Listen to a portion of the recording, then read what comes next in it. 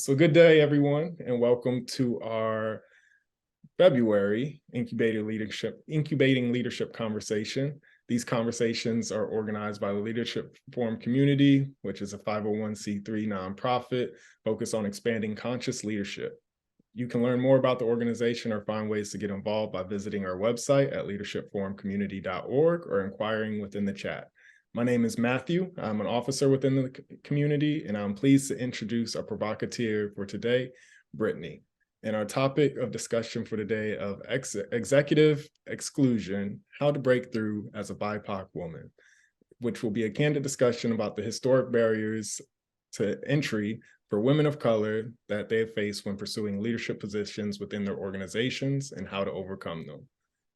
Brittany is initially from Milwaukee, Wisconsin. She's had her bachelor's degree of general psychology from University of Wisconsin-Milwaukee, and she received her dual master's from Elmhurst University in business administration and industrial and organized psychology.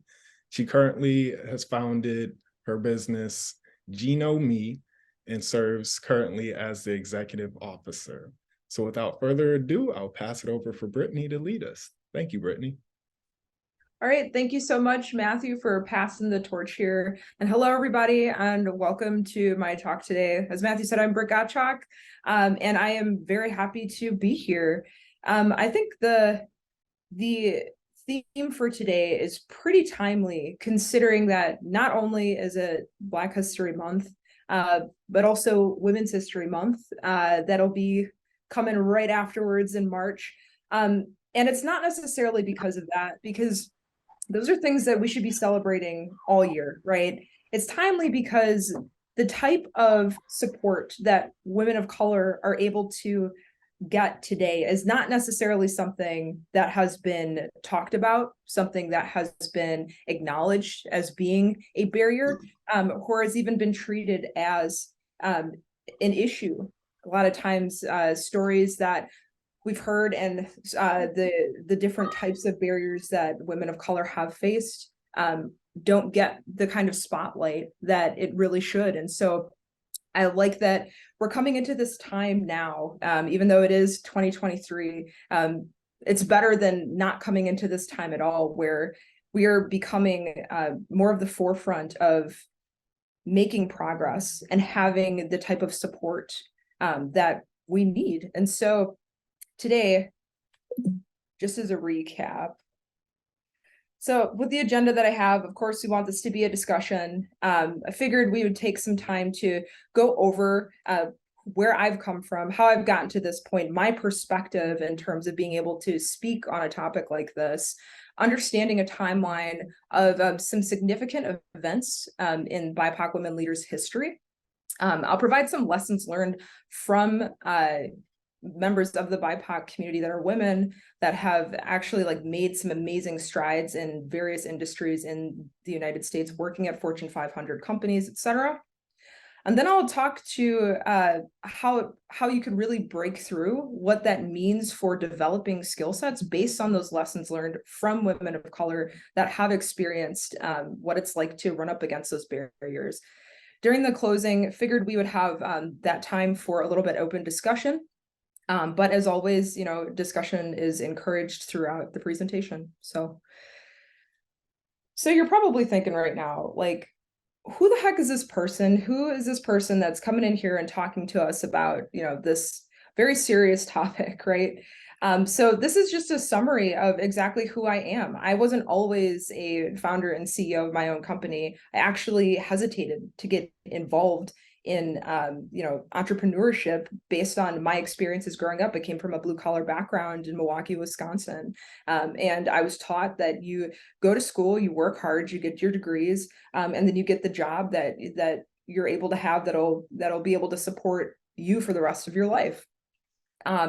But during that time, as I navigated the different areas and industries, from my time at working in a very bureaucratic industry as a desk clerk at Wauwatosa City Hall, which was my first job actually when I was 15, to working through college as a lifeguard and also as a manual laborer at one of the bigger sewer districts here in Milwaukee.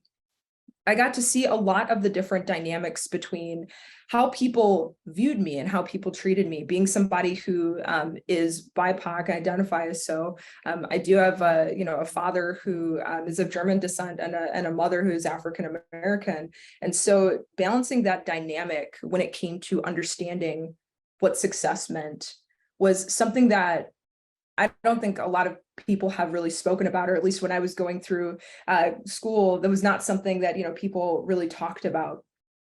When I entered college and when I went on to get my dual master's degrees, I ended up going into the field of management consulting.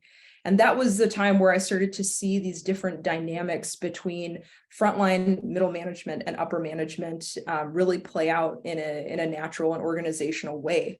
And even more so, I saw how that played out when you take into consideration, gender, race, and additional characteristics that make up our demographics.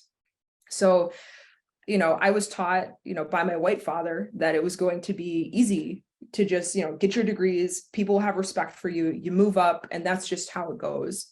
I did not understand at the time that there were obstacles that were systemic that I was going to be facing throughout my time in the corporate world, especially when it comes to starting your own business and trying to navigate the different organizational political chasms.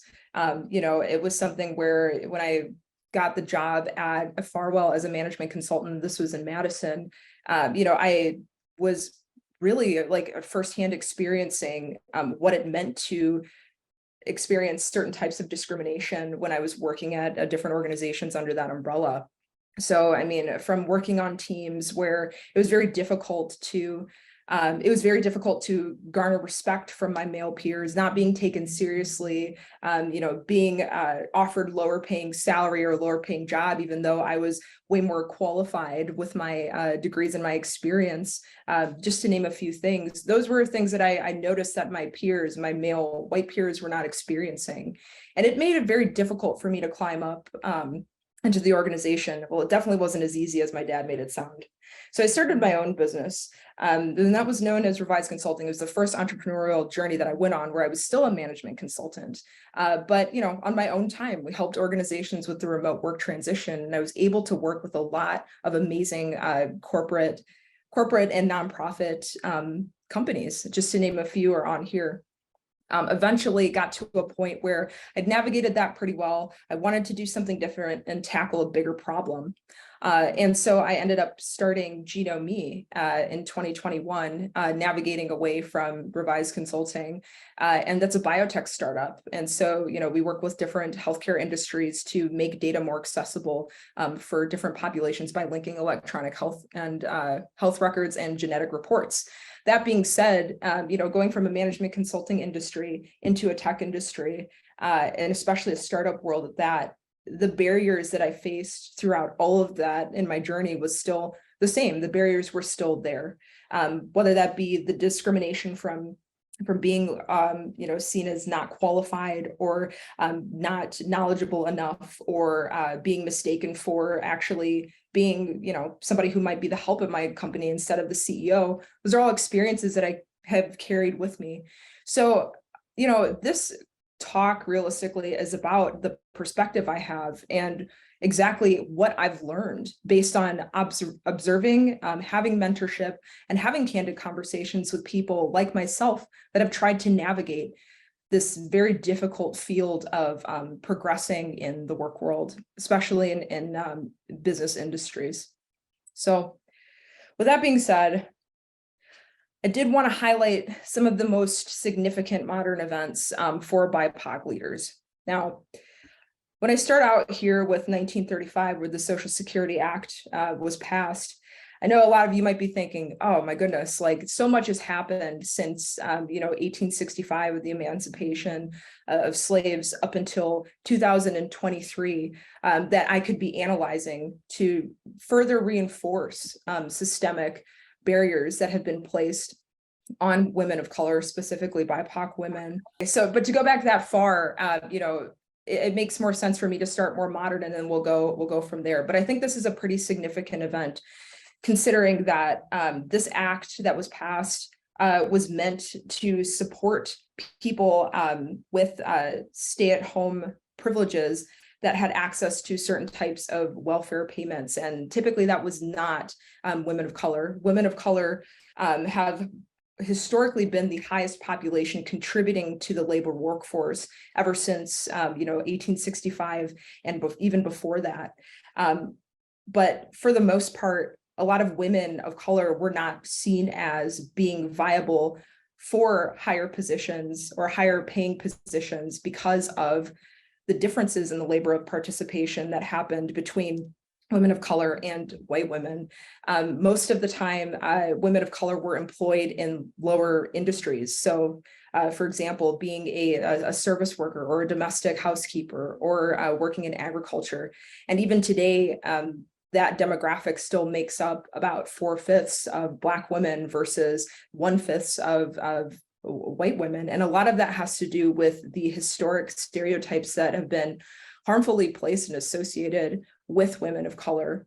So I think the one we, like most people are familiar with, is the mammy caricature. So the view of women who are of color being, more qualified to be a mother or a housekeeper. And that's not to say that before 1935, women of color did not excel in capitalism or succeed. Like, I think one of the most well-known figures is Madam C.J. Walker with her hair care empire. And that was in the late 1800s, early 1900s. And what she did was absolutely amazing. But there were no protections for her to be able to continue to grow that wealth. Even before her, the first self-made woman of color millionaire was Mary Ellen Pleasant, and she moonlighted most of the time as a housekeeper or a servant to be able to go into homes of those that had means, collect information about their investments, and be able to take that back and invest her money in the way that they would. She actually helped a lot of slaves on the Underground Railroad, and most of her resources went to supporting that. And so these are people that, we don't necessarily hear about, people we don't necessarily know. And on top of that, it was extremely dangerous for them in the late 1800s, early 1800s, and, mid 1900s to even have means in that way where they were able to show it, because it could be dangerous. So when we're looking at labor participation, in 1935 with the Social Security Act that was passed, this did not provide support, or this did not provide any kind of protections for people that were in the domestic service and agriculture industries. And that is primarily people of color, regardless of gender, male or female. So if you were somebody who was a person of color and you were, born during this time, even though you got married, a lot of white women would exit the workforce at that point, or they would never enter the workforce at all. But their husband's salary typically made enough for them to be able to stay at home. That was not necessarily the view or the luxury that could be afforded by women of color during that time. So not only were they mothers that were working, they were expected to do so from the societal and socioeconomic implications, but their husbands were also working. And the next significant event, right before the Voting Rights Act of 1965 was put into place. We know that there was a Civil Rights Act of 1964, but from 1935 until 1964, there were no protections guaranteeing any kind of equal employment. It limited the voter literacy tests, and it established more of a federal authority over racial integration. But during that time period, we're still seeing women of color being treated as if they are not qualified for any other position. So it continues to be systemic. And only then in 1965, when that Voting Rights Act was passed, were women of color able to be seen as women that could be participating in a workforce in a higher way. But on top of that, they were able to get the right to vote. I think a lot of people think that the right to vote, that the women getting the right to vote was unanimous in 1920 with the suffragist movement. But that was not true for women of color. This was true for women who were Caucasian. So that's a common misconception. So a lot of rights and protections started to follow after that 1965 Voting Rights Act was passed. And then in 1972, we're able to see one of the first very publicized, very vocal, situations of a woman of color, a Black woman running for president. Shirley Chisholm ran. Women were getting more into politics with the passing of the 1965 Voter Rights Act. And she was somebody who was seen as very much a leader and a beacon in her industry, and especially in politics, when that's something that has historically been very white and very male dominated, which opened the door for more individuals to start to see themselves in leadership positions or start to pursue them. So in 2009, Ursula Burns became the first Black woman CEO of Xerox, a Fortune 500 company. So Fortune 500 companies before this did not employ Black CEOs. They just didn't hire them. They were part of the workforce, of course, but this was one of the most significant events that made it seem like we're able to go out, pursue, and actually be supported by our workforces. And it's time for a change. And so even during that gap from 1972 to 2009, there was a lot of mobilization happening amongst the masses for what they thought they could do and what they could actually achieve. So with Ursula Burns kind of opening this corporate door, I want to take some time to talk about more well-known industry leaders. And I'm sure that a lot of you probably know who some of these are, but they all have very different leadership styles. First and foremost, I think Roz Brewer, she is currently the CEO at Walgreens Boots Alliance, which is also a Fortune 500 company. Her mission is really, her leadership style is really, focusing on perseverance and confidence. So I know we got some people from Michigan on the call. She's actually from Detroit. She got her background in chemistry at Spelman. She went on to Booth School, to the Booth School of Business, to get an additional business degree. She worked in a ton of companies starting at the ground that are very much household names. So companies like Kimberly-Clark, Starbucks, Walmart, Sam's Club, and then finally working her way up to being the CEO at Walgreens. Her mission was to diversify talent and focus specifically on inclusion, and still is to this day, and it is a top priority for her. Second, one you might know, she is currently the CEO of TIAA, the Sunda Brown Duckett. And now her leadership style focuses more on emphasizing courage and curiosity when it comes to understanding the nuances of industries, specifically when it comes to the financial planning industry, which is what she's in. So her background is she comes from Houston. She's got a bachelor's in her finance and marketing. She had a history of working as a finance director at Fannie Mae, and she made the transition to Chase. And then she ended up becoming the CEO at TIAA after being the CEO at Chase Auto Finance, and as an executive for Chase Morgan Banking. So her industry is primarily focused on finance. She also helps communities of color by giving back and empowering underrepresented members to pursue their dreams. And she does a lot of different talks and events around that. So third, she is no longer the CEO of PG&E, Pacific Gas and Electric, but Geisha Williams, her story was very different from either of the other two. So when we look at Geisha, this is a woman that migrated to the United States from Cuba when she was 5.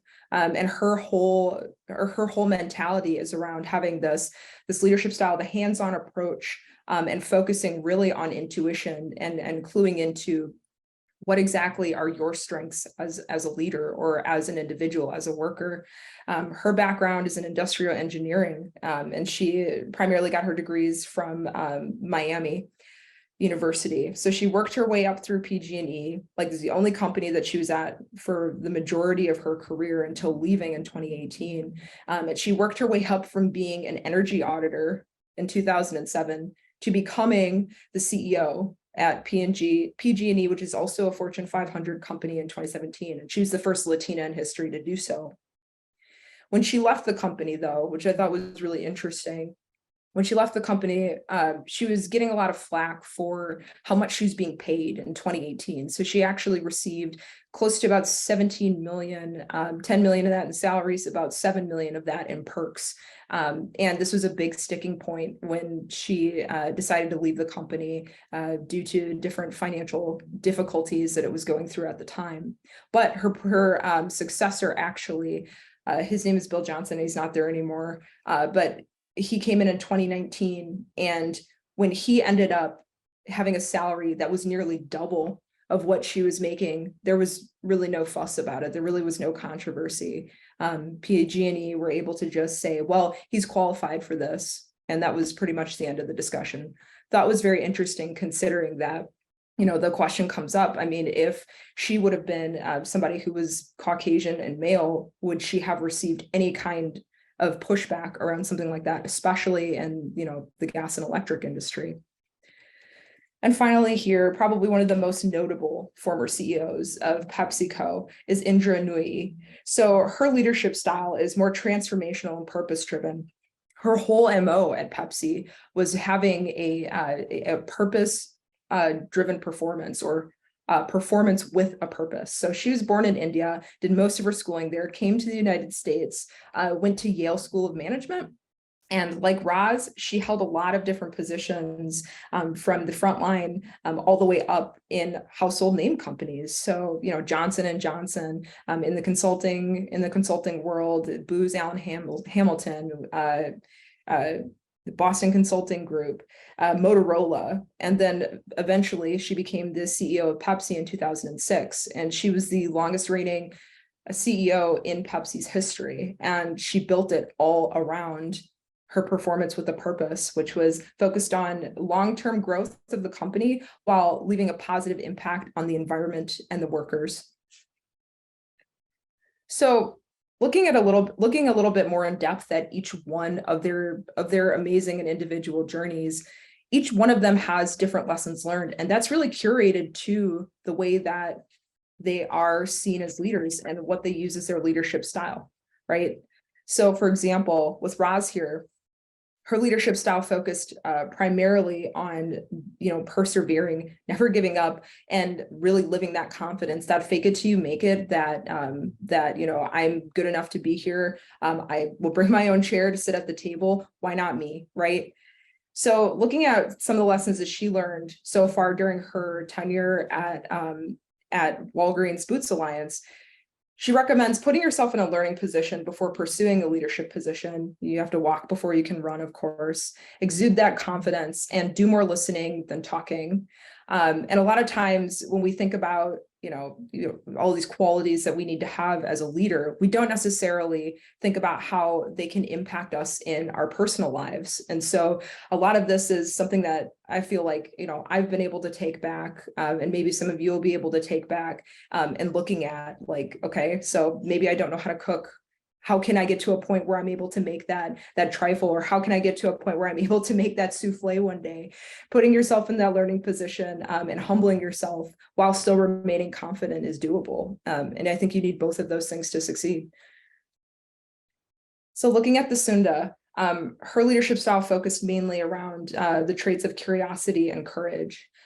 So being somebody who is empathetic, but trusting your abilities, you know, being able to say what's on your mind, but also having the ability to take into account other perspectives and how other people are viewing situations to weigh into the best solution is something that, you know, she reinforces. That whole stay intellectually curious mindset and believing in yourself all plays into that. And one of the things that I think people have fall by the wayside, especially when they're going through, you know, whether that's a job interview or they're getting ready to change careers or change industries, is that you feel like you have to be somewhere long enough to really speak up or, you know, hold your own in a meeting or a room. And that's not necessarily the case. She believed that if you use your perspective and you're able to communicate that effectively at work, that can be a really powerful tool, regardless of, you know, what industry you're in. And I think a lot of times that's something that does fall by the wayside. I've actually talked to some of my colleagues that are also in the entrepreneurial and startup space. that are women of color that feel like, that is looked upon as a disadvantage. But, like as Lucinda says, as I absolutely believe that it is an advantage that most people do not have. So something that you should embrace and emphasize. So looking at Geisha, her leadership style is a little bit more of the hands-on approach, and focusing more on intuition. If it feels right, if it doesn't, go with your gut. So she had that why not me mentality, very similar to how Roz has preached it and how she's lived it. And being able to step out of your comfort zone after you've embraced that why not me mentality can be a little bit easier, but it's not easy, right? It's still stepping out of your comfort zone in the way where you're not being ignorant to what you need to learn, but you're being open to learning what you need to know to get to a position where you're able to lead, right? So with her background and growing from, being a boots on the ground frontline worker up until, getting the CEO position at PG&E, all of that was constant learning and figuring out how to do things in the way that was going to make the most sense and be beneficial for customers and the company. And the third one that I'm going to talk a little bit more about in the next slides is building your own network of supporters. Being able to have that backing from people that support you, that believe you, that will advocate for you, can be more advantageous in a lot of cases than you advocating for yourself. But I'll talk a little bit more about that in a minute. And then looking at Indra. So with her leadership style of being transformational and purpose-driven, it's really important, especially being the head of a Fortune 500 company with a lot of different brands, a lot of different subsidiary companies underneath you, to be able to keep what's important front of mind. So being able to stay cool-headed, remembering the goal, remembering the vision, and planning accordingly and acting in that way while you're in times of a crisis is really the only way that you're able to manage that. And she's managed a ton of different crises at PepsiCo, as well as all of the other CEOs that are on here that have had to manage crises. But looking at how she was trying to reinforce that cool-headedness while building a culture of trust is something that, a lot of companies, I don't necessarily see like going hand in hand. So even though there might be a crisis, sometimes that like the onus will fall on a department or workers or, or leadership, whoever it might fall onto. But instead of looking at it as okay, well, who do we need to blame situation? It was about who do we need to educate more? Who do we need to talk to? How do we need to manage this situation so that it does not happen in the future, rather than just placing the blame and trying to move forward, which could have been detrimental and potentially toxic to the culture that she was trying to create. And then the last part, I think this has been something that's been echoed through each one of their journeys, but you have to listen. You don't always have to agree. You have to be able to learn, and you have to be able to grow.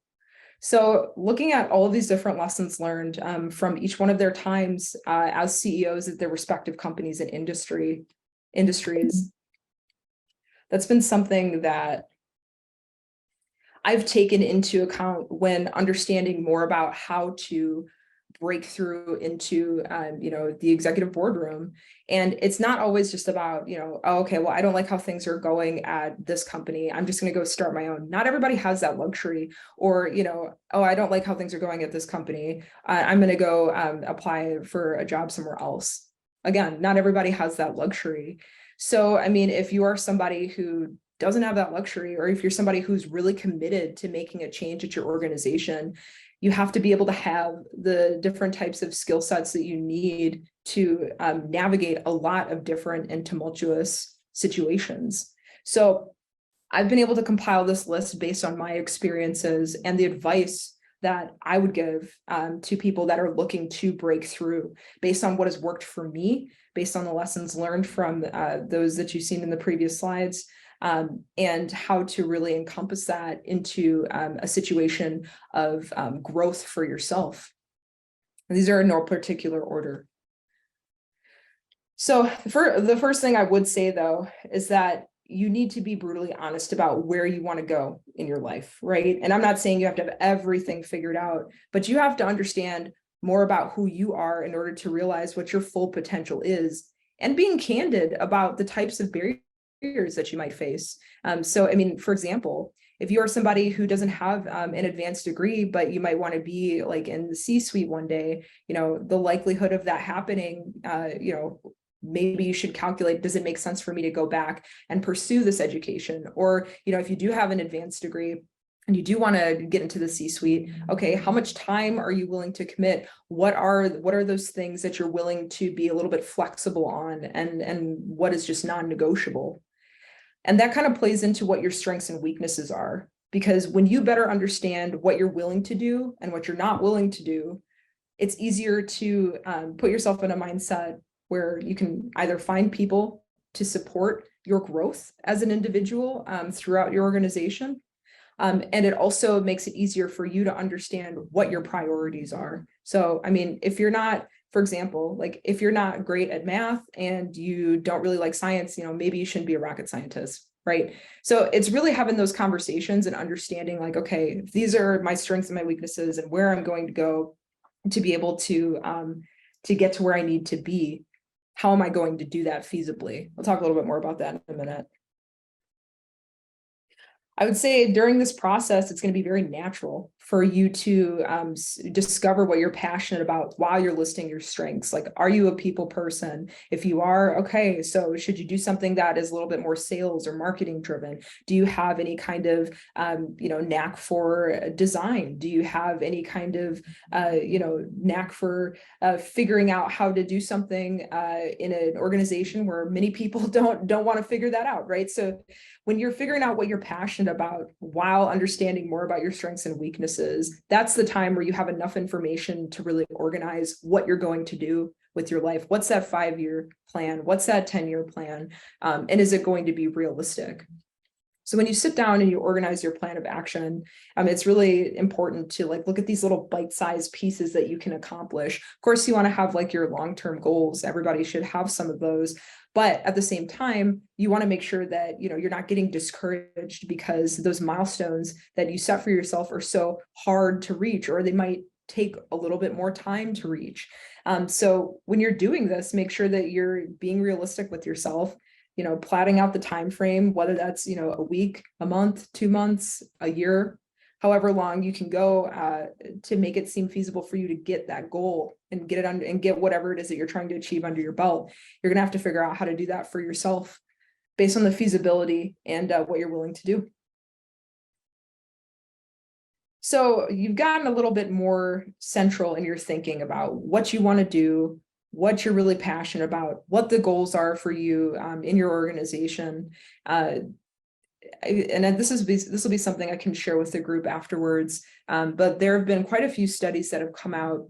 I think the most notable one was in Harvard Business Review or Forbes that was about advocacy in organizations and how that can benefit different demographics of people. So there's self-advocacy, right? So when we're doing it for ourselves, we're talking about how amazing we are, the things that we've accomplished, and what we're pursuing. And then there's the advocacy that you have through your network. Now, not only was it shown that the advocacy that you have through your network of people that are credible is something that is looked upon more favorably, because it is this very much unbiased opinion in a lot of cases.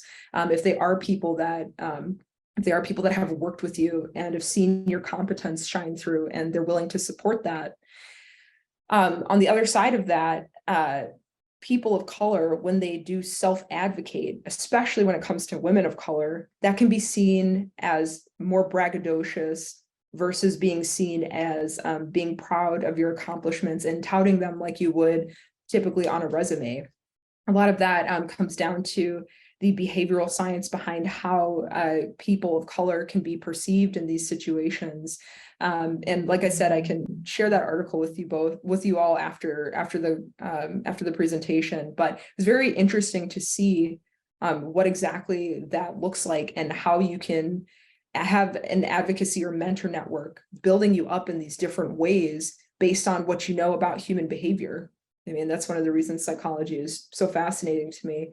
So when you create your strategic network of mentors and advocates, don't only look for people that are in your organization. They should be outside of it. They should be in a lot of different areas. And they should be people that can get you where you need to go based on their credentials, their qualifications, the industry that they are in. So, I mean, if you're somebody who isn't necessarily open to, going to networking events, or, you're not like the most vocal person in the room, I would say try to narrow down certain events, or try to narrow down certain types of people that you're looking for to reserve your energy for and have those conversations with. Don't be afraid to ask people to mentor you and advocate for you, especially if you have a history of working with them.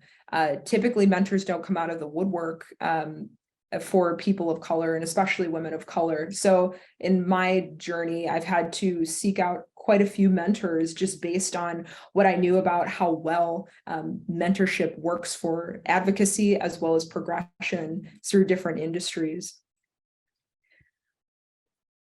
So this is another thing, coming back to that whole brutally honest thing about yourself, right? What are your strengths and weaknesses?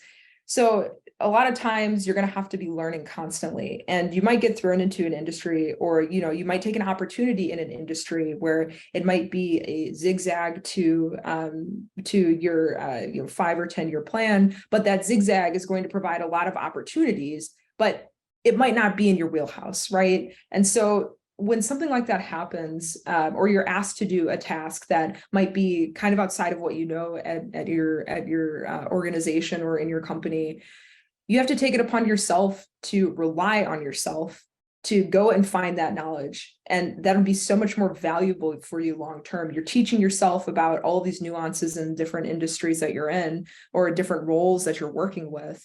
And a lot of times that's seen as, a very positive mentality, not only from others, but for yourself to be able to understand more about the organization. You're able to provide more insights around what exactly could be done in situations that maybe a lot of people don't have the answer because they don't have the knowledge that you have. So be on the lookout for opportunities to expand that network with quality connections. Talked about this a little bit before, where you want to make sure you're reserving your energy. And I cannot emphasize this enough, reserving your energy for situations and people that are going to be worth your time. And I don't mean to sound like people aren't worth your time if they're not necessarily in your industry, or in your department, or somebody that can help you grow. But you have to have that conversation with yourself and realistically see, like, okay, if I'm going to be learning outside of work, if I'm going to be pursuing different academic opportunities, if I'm going to be somebody who's going to be taken seriously as a leader, what do I need to prioritize on top of being able to make those connections?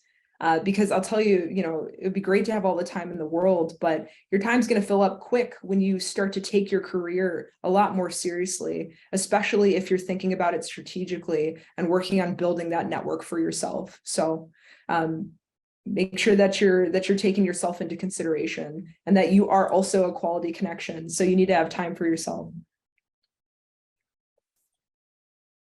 So when the time is right, embrace being uncomfortable around your peers.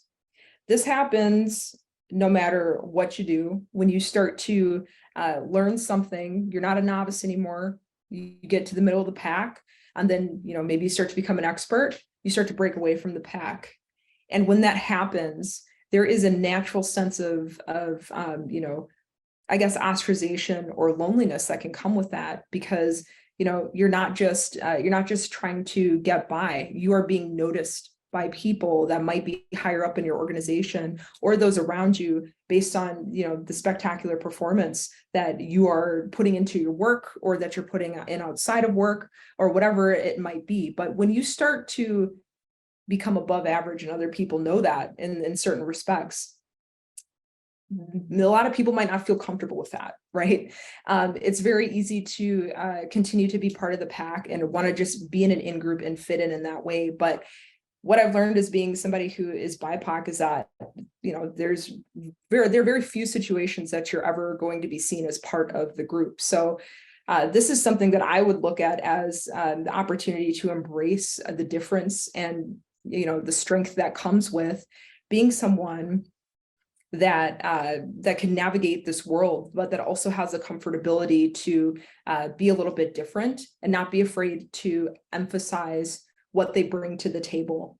So it will naturally happen to be uncomfortable and to be uncomfortable around your peers at that point when you're breaking away, but you have to figure out how you're going to handle that in the way that, it's not going to hinder the goals you set for yourself. Because when you start to get a little bit comfortable, I think it's really easy to fall back into certain patterns. So you got to just kind of take that into consideration.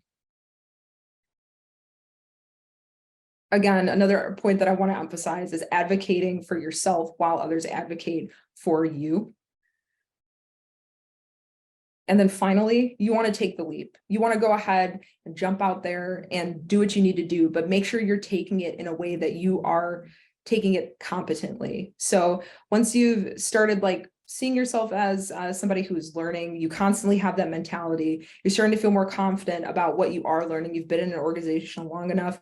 You've started your own company. You've been running it for a while. Don't be afraid to just go ahead and ask for that promotion. Don't be afraid to go ahead and ask for those mentors to put in a good word for you, or those advocates at your organization to put in a good word for you.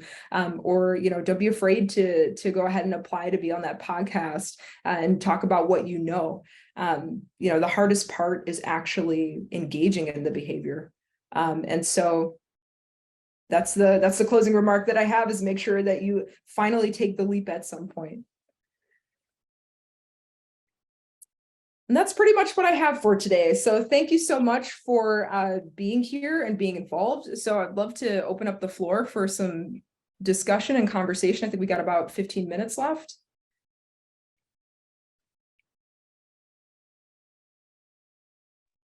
Don't everybody all talk at once now. So Britt, this is Anne. So much of what you said rings true for anyone who wants to promote their career and grow in their leadership. You did point out a couple of things, but I'm just wondering, what are the unique things that get in the way for BIPOC?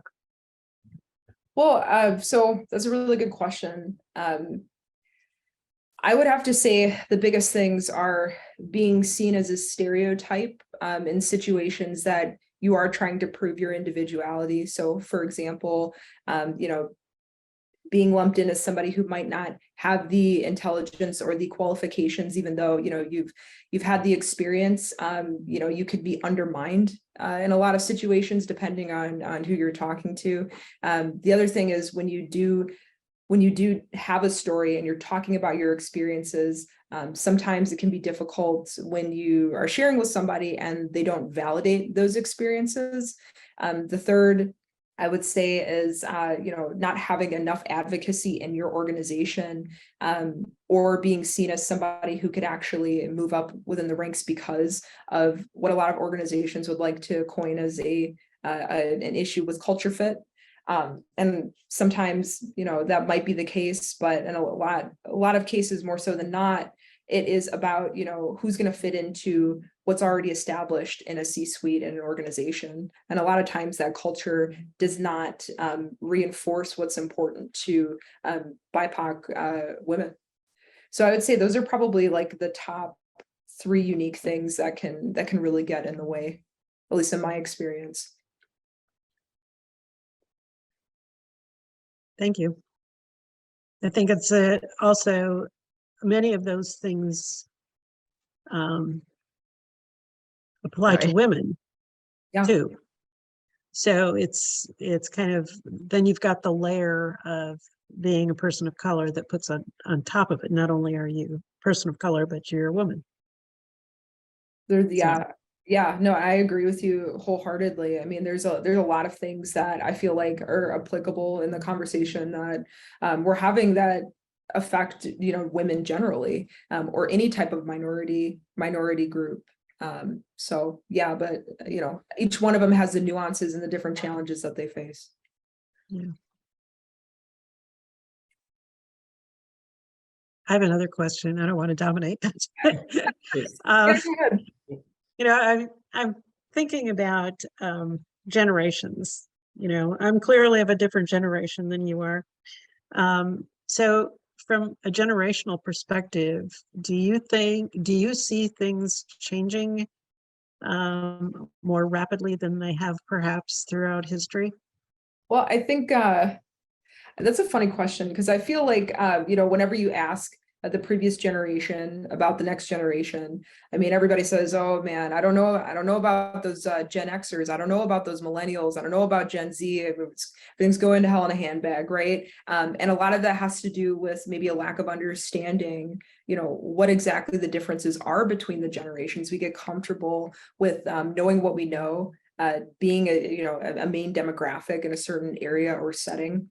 But I think that as we continue to navigate the dynamics between, the generations that are primarily in the workforce, that make up the majority, so, Gen X, millennials, and now Gen Z, I do see things improving for the better. We know that Gen Z is a generation of, I guess, like the generation of open-mindedness, the generation of acceptance. I was surprised when I was talking to a friend of mine who has a kid that was saying that it's so different talking to her kid about their experiences in school than what we dealt with. Like, for example, I'm a millennial, so it was like when I was going to high school, there was like bullying was pretty prevalent, the cyberbullying was pretty prevalent.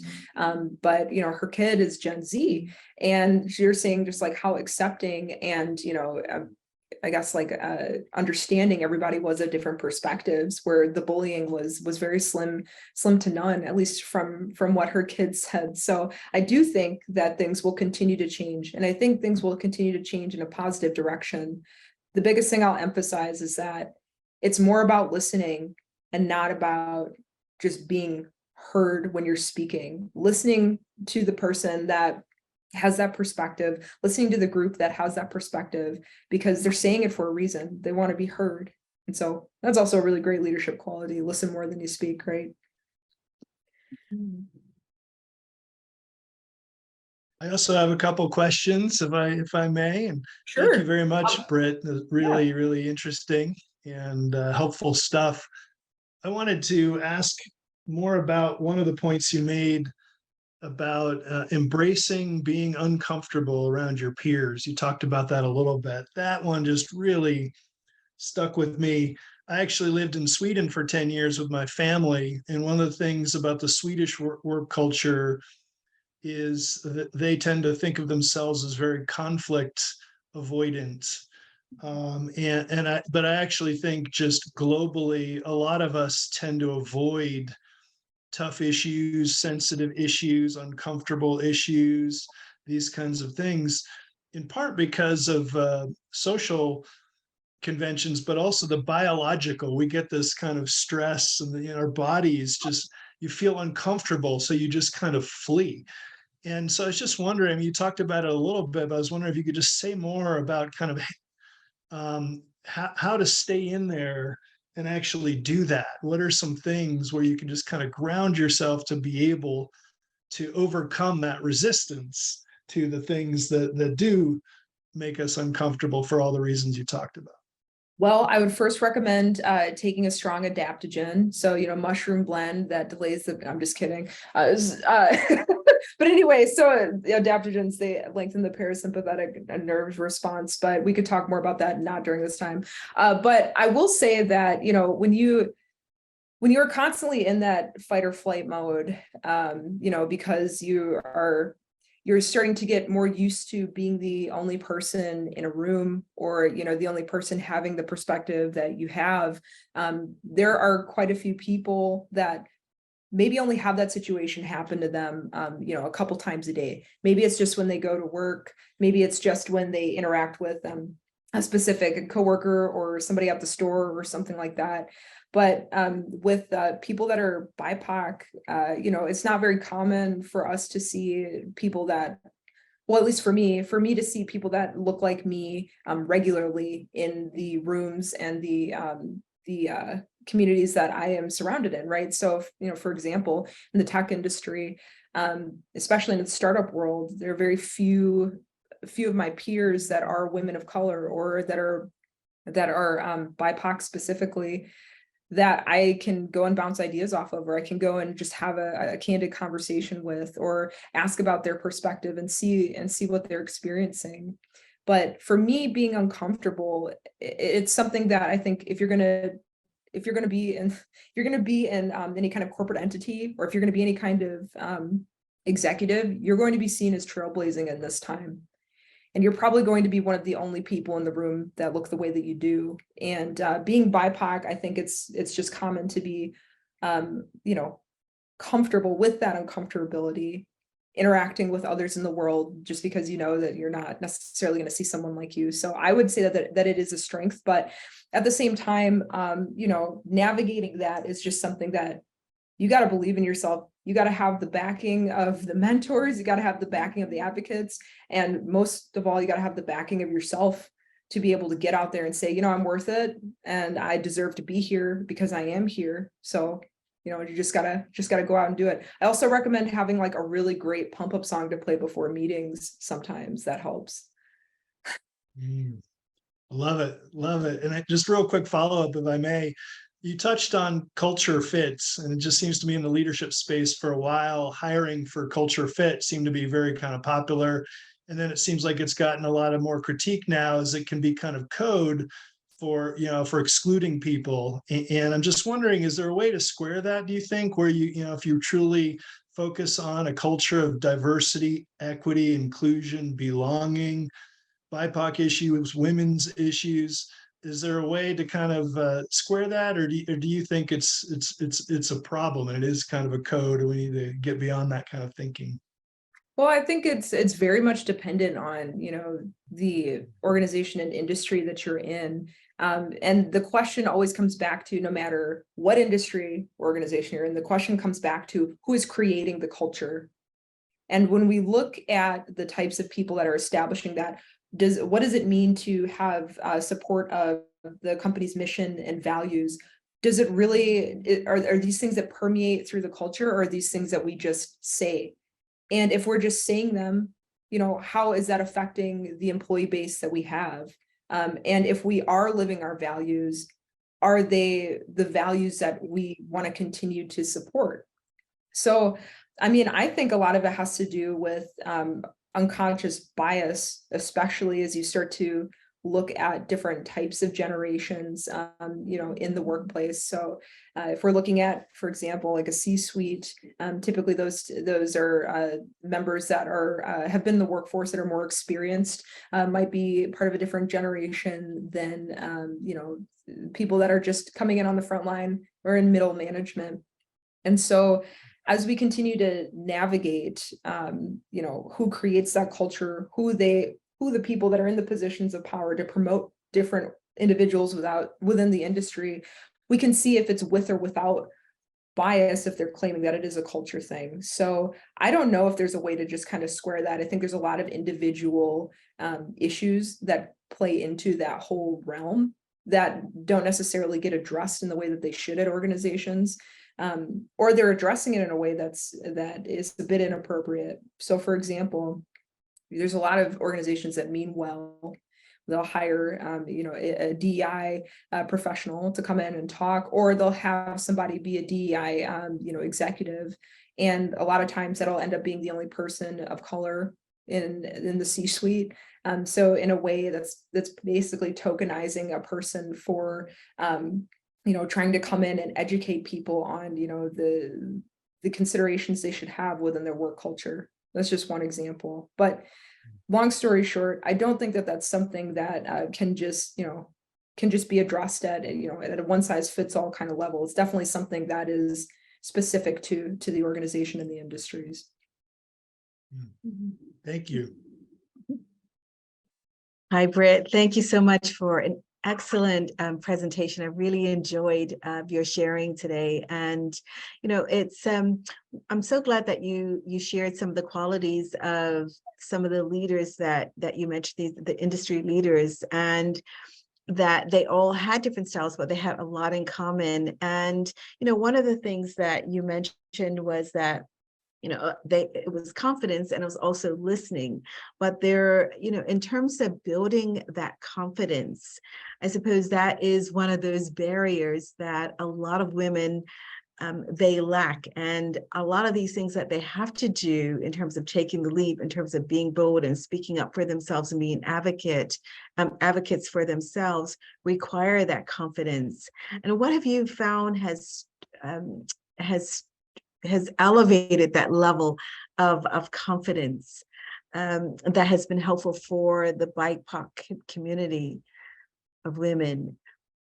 Yeah, I mean, I'm really glad that you brought that up, because that's a great point. For me specifically, it does come back to building that confidence, not only through being, a competent employee or leader, understanding, the nuances of my position, but also having a community that I've established with like-minded, professionals or colleagues that also, look like me, and that also are in similar roles, or that are pursuing similar goals that I am. So what I've seen that's helped, actually, and I'm part of I've done this outside of my job, but I've created a network of other women that are leaders or pursuing leadership positions, and we just kind of get on the phone and chat once a month and just see how everything's going, and talk candidly about some of the struggles that we have. So we're all on this level playing field. So that breaks down any kind of imposter biases that we might have, bringing these types of conversation topics to the group, where it's like, hey, I'm struggling with this confidence on this thing, like, how can I get better? It's always great to be able to bounce those ideas off of others. So what I would say is, like, maybe outside of your organization, try to find those communities, or build one of your own if you can't find one, that you can see other people that are going through what you're going through, because knowing that other people have the struggle, and everybody in that group is able to weigh in on the nuances of their struggles, gives you a better forum to make better decisions, and overall make you more confident as a professional, coworker, whatever it might be. Mm-hmm. I love that. Yeah, I do have a call. It's for business besties, but I see that cute. we're called business besties. We have a once a month call, and that's always helpful.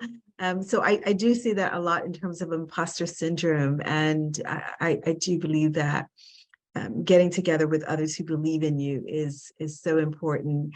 You mentioned one of the individuals, really focused in on creating an environment. I can't remember which person it was. Yes. Yes, creating an environment.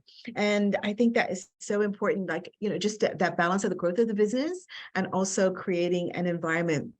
When you spoke about environment, I thought, just what have you found, just in terms of the environments that you've worked in, or the people that you've worked with, when to stay, because you also said that you don't always have the luxury to leave.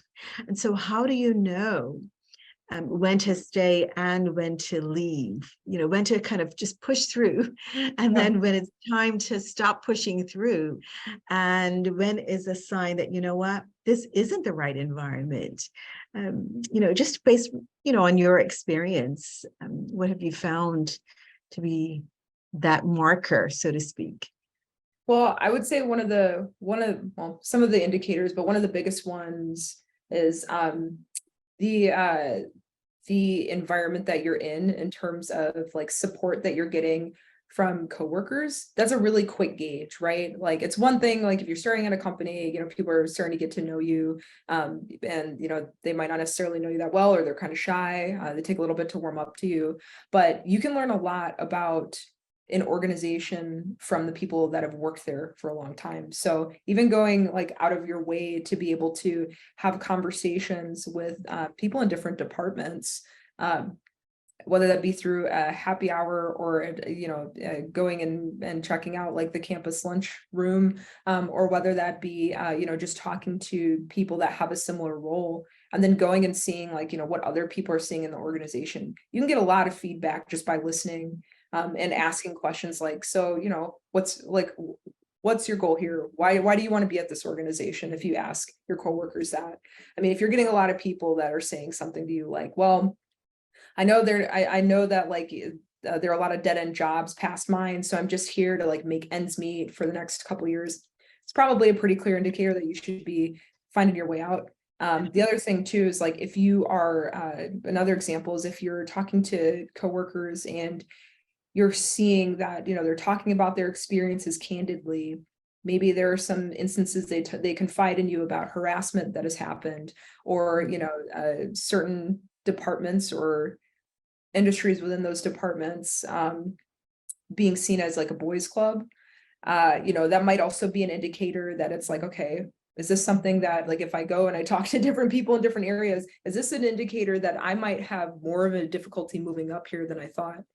You can check out the org charts in organizations. A lot of times they'll just disclose them, or they'll be available on like a SharePoint or something. And you can see like what the histories are of some of those individuals, and even asking around with your coworkers that have been there for a while about, you know, what their thoughts are in the people in leadership. You know, you get a pretty good unbiased perspective if you're asking a lot of people. So there's a lot of different ways that you can go about it. But a lot of it comes down to like collecting that information on your own, you know? And so once you start to see that, and then also taking into account your own experiences, if you're getting a gut feeling that, you know, you're being cut out of meetings, or, you know, you're not getting invited to, you know, participate in social gatherings, or, you know, you're being seen as a certain way, you're being talked to in a tokenizing fashion, it's probably a good indicator that, you know, if you want to move up in that organization, it's going to be a really hard uphill battle, or it's not going to be likely.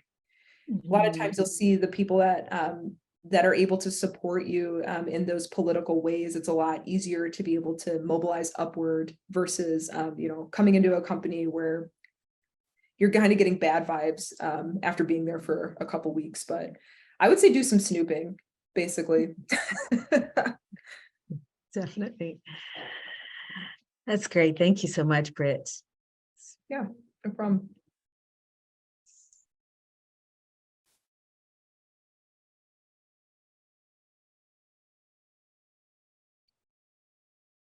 Well, if that's everybody, I'm gonna actually drop this presentation in the chat. I really appreciate everybody's perspective and everybody's weighing in on my presentation. And it's just really great to know that this is a community of people that want to hear more about my experiences. And I'm really glad I was able to share that with you today. Yeah, thank you, Britt, as you're placing that in the chat. And this has been wonderful, and I really appreciate the great dialogue that even happened afterwards. So I hope everyone got some good takeaways that they could apply in their leadership walk going forward.